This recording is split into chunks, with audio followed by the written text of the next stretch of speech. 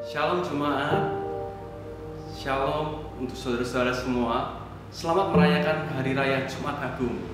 Jumat Agung, Happy Good Friday to all of us. Nah, apa sih Good Friday itu atau Jumat Agung itu? Jumat Agung adalah Jumat yang baik, dikatakan dalam bahasa Inggris. Itu adalah sebuah hari Jumat sebelum hari Minggu Paskah, di mana Tuhan Yesus memberikan kehidupannya untuk saya dan Anda semua, supaya kita ini boleh menerima sesuatu yang luar biasa. Dia itu disiksa, dia itu menderita untuk kita, bahkan dia disalibkan untuk menebus segala dosa-dosa kita.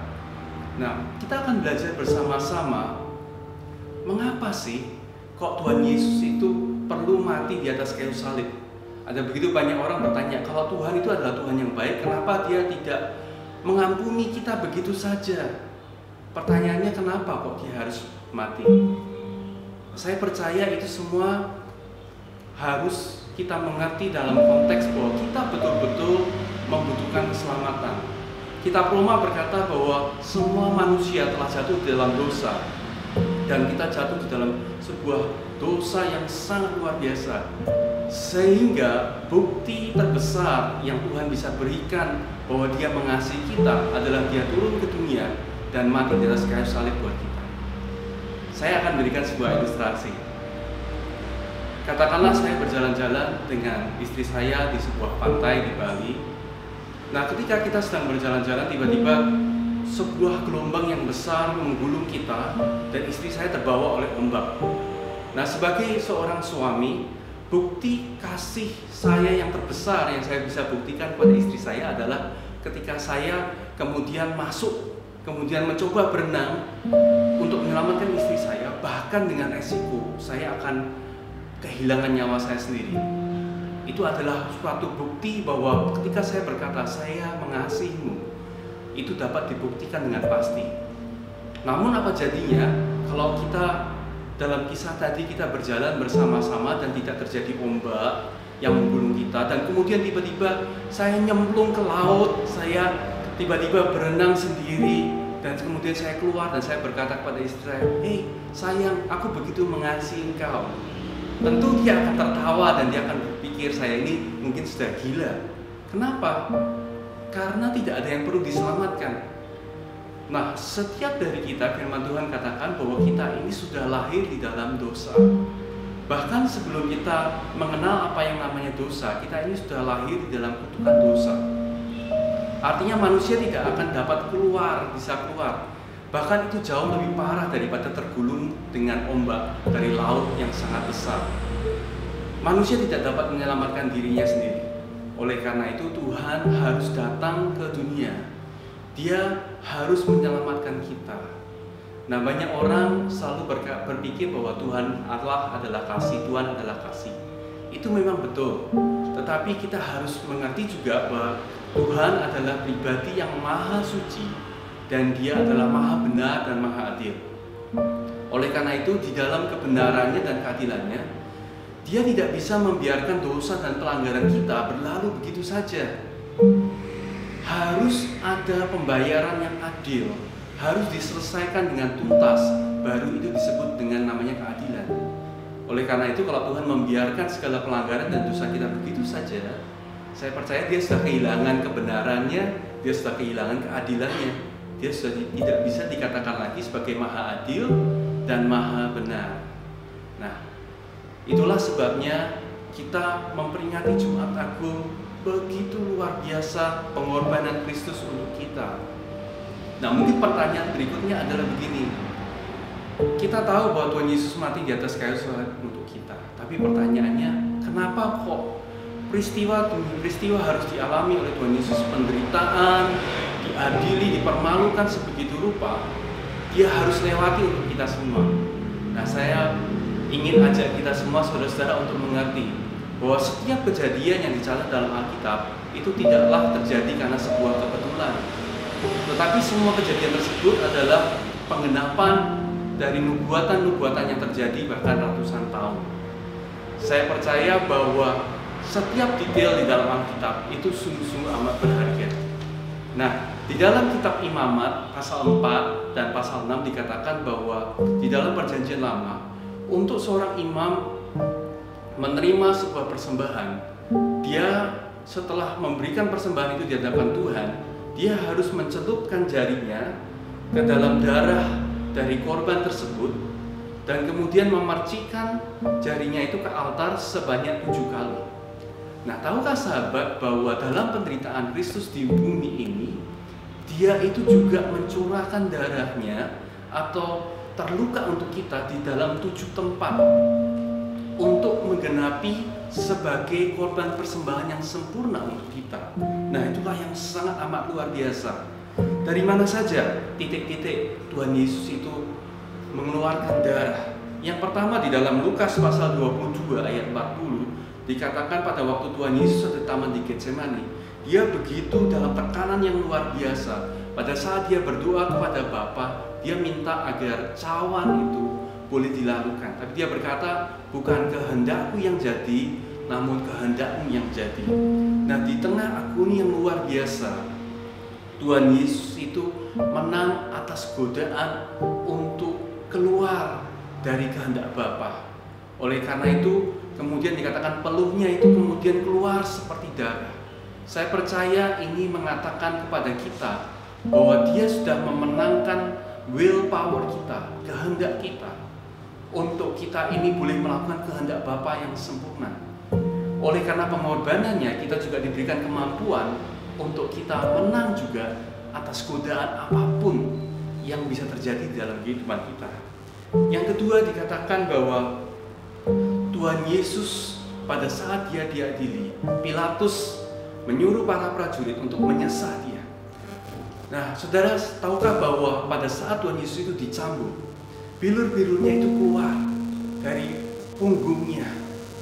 Nah, pada saat dia disesah seperti itu, firman Tuhan dalam kitab Yesaya 53 dikatakan bahwa oleh bilur-bilurnya kita telah disembuhkan.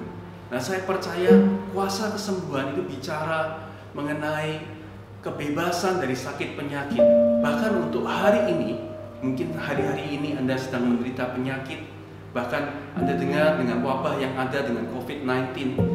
Tuhan Yesus sudah menanggung itu semua pada saat bilur-bilurnya itu dikeluarkan. Artinya dia sudah mati untuk kita, dia menanggung segala kelemahan dan penyakit kita.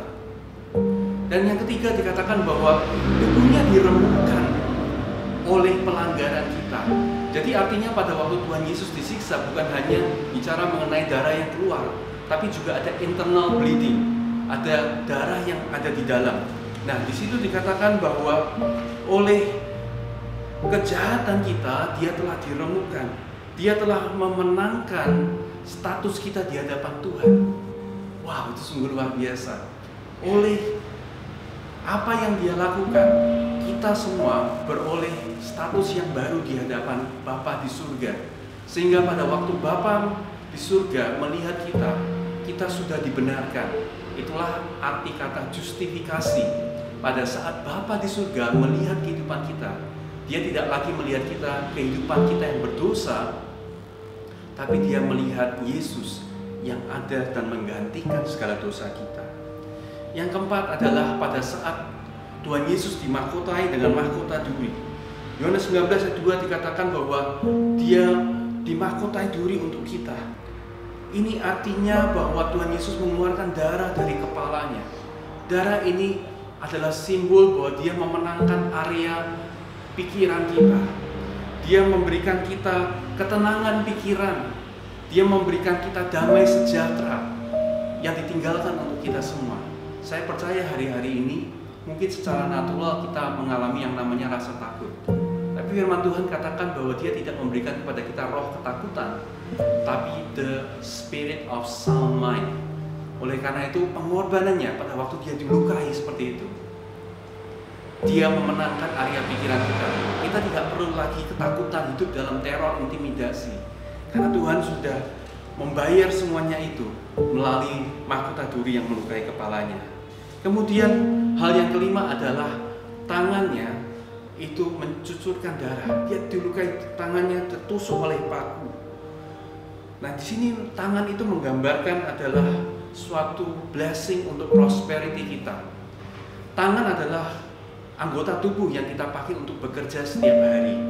Dengan kata lain, Tuhan Yesus memberkati kita lewat pengorbanannya, supaya kita juga memperoleh kelimpahan.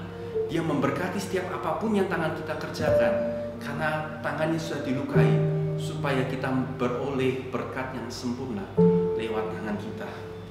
Yang berikutnya, yang keenam adalah Tuhan Yesus juga kakinya dipaku untuk kita. Darah keluar dari kakinya. Di dalam Kejadian 1 dikatakan bahwa Tuhan itu memberikan dominasi, sebuah mandat untuk manusia berkuasa. Namun mandat itu dicuri.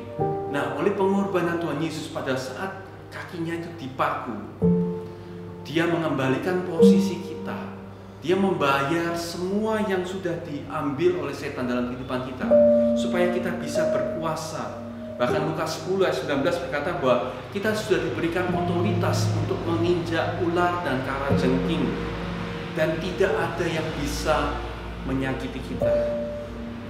Yang ketujuh, titik darah yang terakhir yang Tuhan Yesus curahkan untuk kita adalah ketika lambungnya itu ditusuk oleh prajurit Romawi. Yohanes 19:34 dikatakan bahwa dan lambungnya itu mengucurkan darah dan air. Tuhan Yesus mati di dalam keadaan hati yang dihancurkan. Dia mati untuk kita supaya kita ini juga beroleh damai sejahtera, kehidupan hati yang dipulihkan. Saya percaya banyak orang di sini mengalami hati yang hancur, mengalami keputusasaan, tidak adanya pengharapan. Namun kita harus tahu bahwa Dia sudah membayar itu dengan lunas.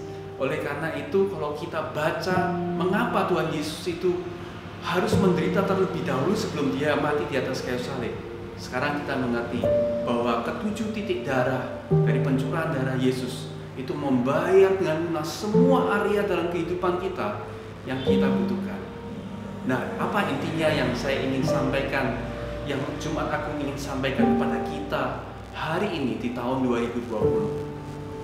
Saya percaya bahwa Jumat Agung adalah bukti kesetiaan, bukti cinta Tuhan yang luar biasa di dalam kehidupan kita.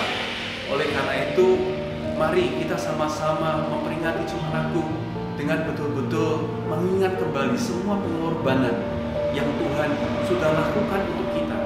Dia menebus kita dengan sempurna, supaya kita bukan hanya disembuhkan penyakit kita, tetapi secara jiwa kita dipulihkan, secara roh kita dibenarkan, mempunyai status yang baru sebagai anak Tuhan.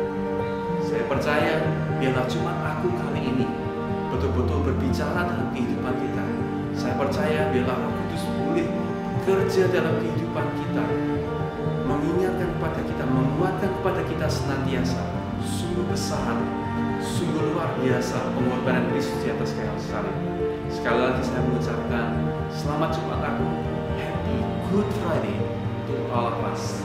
Tuhan Yesus memberkati kita semua.